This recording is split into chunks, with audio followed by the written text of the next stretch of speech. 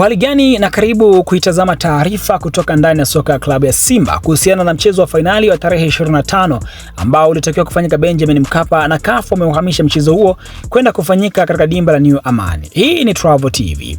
Kwenye barua ambayo imesambaa kwenye mitandao ya kijamii hii leo imeonyesha kwamba klabu ya soka ya Simba imeomba shirikisho la soka barani Afrika CAF mechi ya fainali hiyo ifanyike nchini Algeria.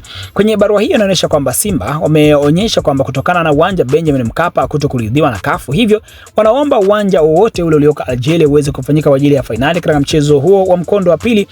Hii ni kama shinikizo kwa Simba. Kama ni kweli wameandika taarifa wao, wanaonyesha kuishinikiza CAF kutoa maamuzi kuhusiana na uwanja Mkapa uweze kutumika, kwa sababu wanafahamu kwamba Algeria na Morocco ni mahasimu wa kidiplomasia na mara kadhaa timu za Morocco zimekuwa zikishindwa kwenda kucheza nchini Algeria. Hivyo kama mechi hii itapelekwa Algeria, basi Morocco ama RS Berkane hawatakuwa tayari kwenda huko, na hivyo itakuwa ni faida kwa Simba. Simba wanaishinikiza CAF, na hii ni pengine ni mbinu za kuwashinikiza CAF kuruhusu uwanja Benjamin William Mkapa uweze kutumika. Je, unaiona mbinu hii ya Simba inaweza kufanikiwa?